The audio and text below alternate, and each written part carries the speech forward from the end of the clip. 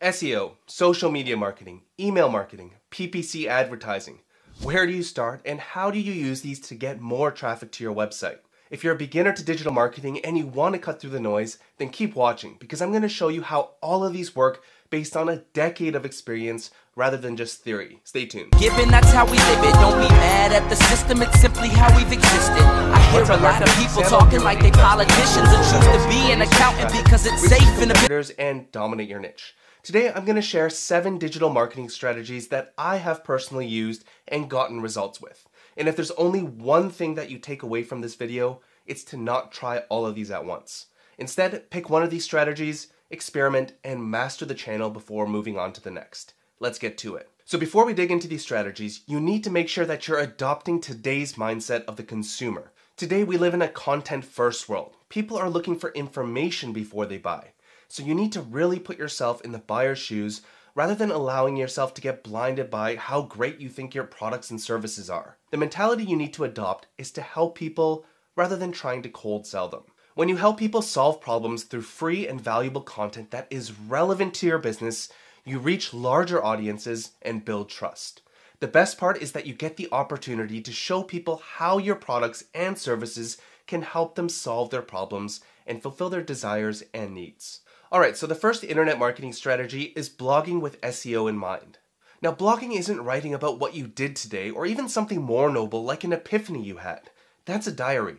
But don't get me wrong, this kind of content can work well if you have an existing and loyal audience. But for most of us that just want to get more traffic, leads, and sales, we need to intentionally target problems that your target audience wants to solve. In the world of blogging, this whole process can be summed up as a technique called keyword research. Let me show you 2 clear-cut examples on how keyword research works. In the first example, let's say you sell physical products like computer parts and accessories. What do you think future customers might be searching for in Google? Probably questions like, why is my computer so slow? How to build a computer? How to speed up a computer? These are all very real problems and people are looking for solutions. In fact, Ahrefs Keywords Explorer tells us that these exact search queries get tens of thousands of searches each month. Now, the best part about these specific queries is that you can help people solve their problems while integrating products from your store in the content. Why is my computer so slow could come down to a hard drive, CPU, or RAM problem. So help your readers diagnose the problem and offer product solutions within your post. How to build a computer will be a super easy plug for any computer components. They're already showing intent to build, so it's unlikely that they've already purchased parts and peripherals. Alright, second example. Let's say you're a real estate agent and you're compensated when someone buys, sells, or rents a property. Now, the thing that most agents do is boast about how many homes they've sold or how they won an award that you nor I have never heard of. My point is that the average buyer or seller doesn't care. And to prove my point, no one's searching for things like which realtor won the most awards in New York.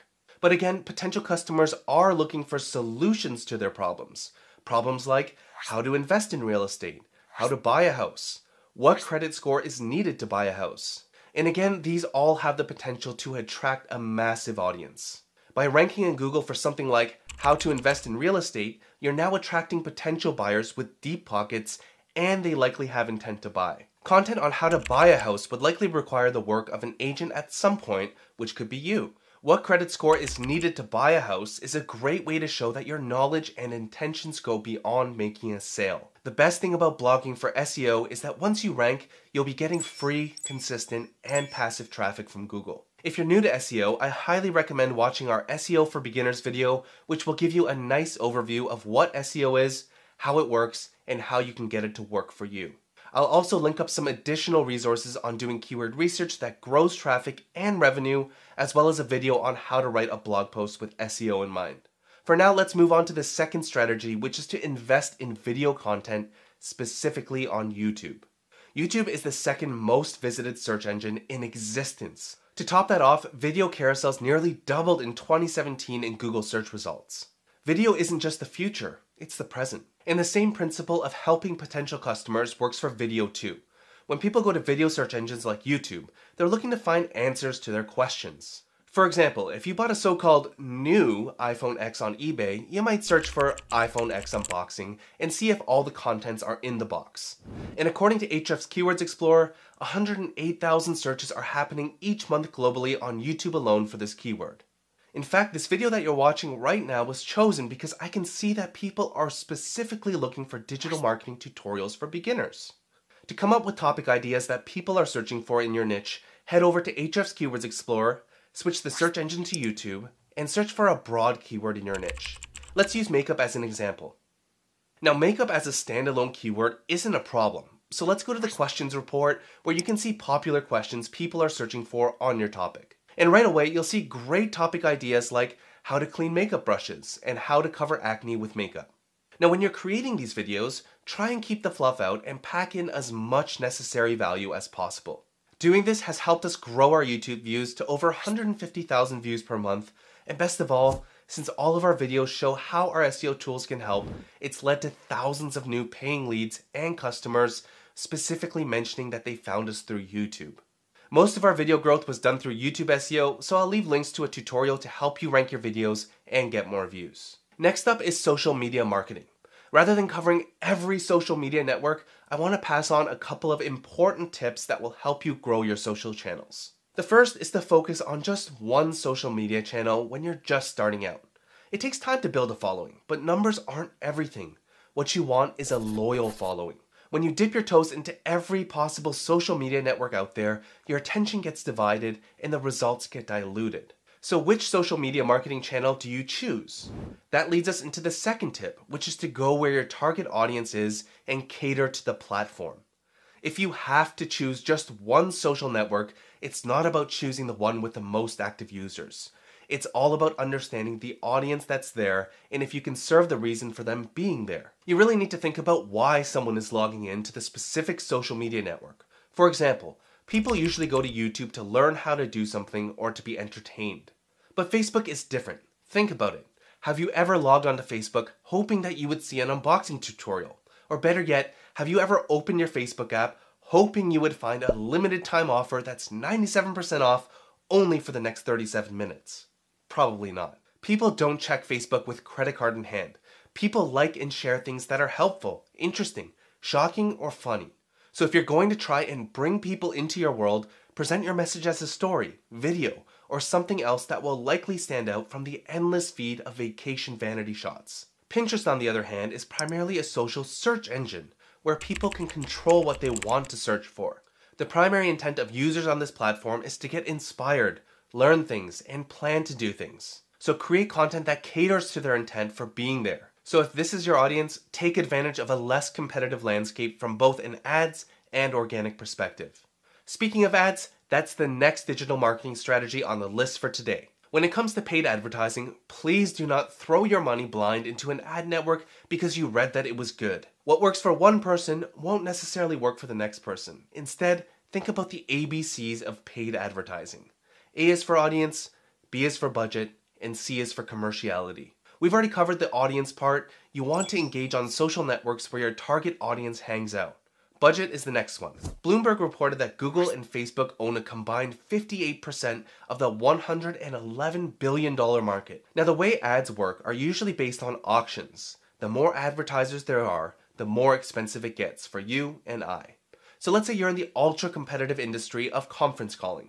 If we search for that keyword in Keywords Explorer with Google set as the search engine, you'll see that the cost per click from Google Ads is $20. If you have an ad budget of, let's say, $1,000 per month, then you'd only be able to get 50 clicks before your budget was depleted. Instead, you can do two things. The first option is to look for keywords that have a lower cost per click. Just go to the phrase match report to see all keywords in our keyword database that contain your target keyword. Next, set a filter to only show keywords that have a maximum cost per click of something lower like $5. From here, you can filter through the list and see if there's some more lucrative opportunities rather than spending $20 per click. This one for a conference call app might be a good one since it's a quarter of the price. Another benefit is that the reason behind the searcher's query is more clear. Someone searching for this is clearly looking for an app that does conference calls, whereas someone searching for just conference call could be looking for many different things. The second thing you can do is experiment with less popular ad platforms where your target audience might be. Finally is commerciality. Now, all major ad platforms are able to bring ROI for their advertisers. Otherwise, they wouldn't exist. But you have to find a way to bridge the gap between the intent of the platform and how you monetize your products. And the solution, it's going to be content. For example, let's say you sell boutique furniture and think that Pinterest will be a good platform to run some ads. In my opinion, it wouldn't be a good idea to advertise a bunch of links to high-end furniture like couches and dining tables. Instead, blog posts could work really well here since people log on to Pinterest mainly to get inspired and learn new things. Here's what that bridge might look like. Pinterest ads would be the discovery tool. You pay the money and they'll show your pin. The bridge would then be a helpful blog post on, let's say, 11 interior design tips for your living room that won't break the bank. And within that content, you could showcase your products where it supports the tip you're speaking of. Nail the ABCs of paid ads and increase your chances of actually converting your hard-earned dollars into ROI. Next up is one of my favorites, and that's podcasts. Now, there are two ways to look at podcasts. First is to create your own, and the second is to be interviewed on someone else's podcasts. Creating your own podcast can be great for brand and building an audience. But if you're just starting out, it can take quite a bit of time to get any sort of traction. Getting interviewed on podcasts is a different story. Podcasters are always looking for interesting people to interview. Even if you don't have a ton of experience in the online world, your offline experiences and expertise could be a great way to land yourself a position on a popular podcast. Now, if you don't know which podcast you should approach, an easy way to find opportunities is to look at your favorite podcasts and find someone in your industry that has been interviewed. Looking at the podcast page for Entrepreneur on Fire, you'll see this episode with Jim Quick. Now, if we click through to the interview, you'll notice two things. The first is that the guest name is in the title. This is very common for podcast interviews. Second is the link on the page. The host will almost always link to the guest homepage in the show notes. Knowing this, we can use a tool like Ahrefs Site Explorer to find all podcasts they've been interviewed on. So I'll enter in jimquick.com, and I'll also set the search mode to a URL search so we can find pages that are linking specifically to the homepage. Once the overview page loads, go to the backlinks report, which will show you all of the pages that are linking to this URL. Finally, let's use the include search and type in Jim Quick. And to keep our results super relevant, I'm going to set the filter to search for his name only in the titles of the referring pages. And we now have around 120 podcasts we can pitch to get interviewed. So filter through relevant podcasts and pitch the host as to why they should interview you and the value you can give to their audience. Next on the list is email marketing. If you've ever looked into email marketing, then you've probably heard people claiming that email is king.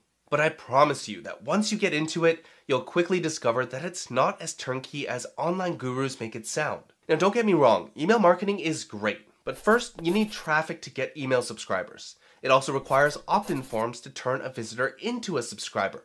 In my opinion, email is a great long play to build connection with your audience and even sell high-ticket items.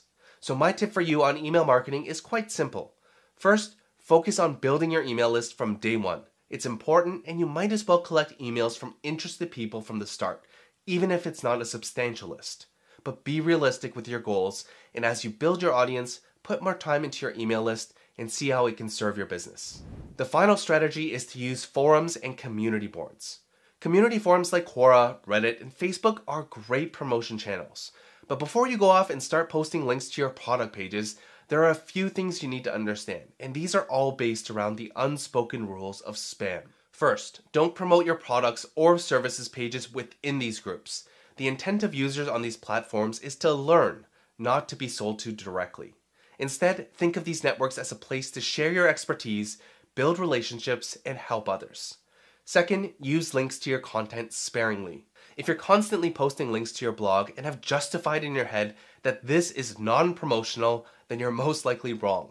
Links can be more appropriate based on the network you're posting on. For example, Quora generally has longer answers, and linking to your content where it supports your point is a good idea. Facebook groups, on the other hand, are a different story. Let's say you're a real estate agent and you join a first-time homebuyers group on Facebook. If someone asks a question like, "I'm looking to buy my first home and was wondering if I can even get a mortgage." Now, if every agent on that group posts links to their website, can you see how spammy that could get? Instead, it would make sense to post a link to someone else's affordability calculators or offer introductions to B-lenders.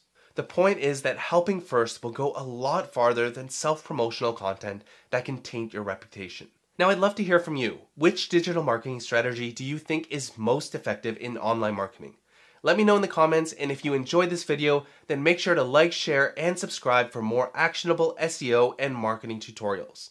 So keep grinding away, focus on one marketing channel before trying the next, and I'll see you in the next tutorial.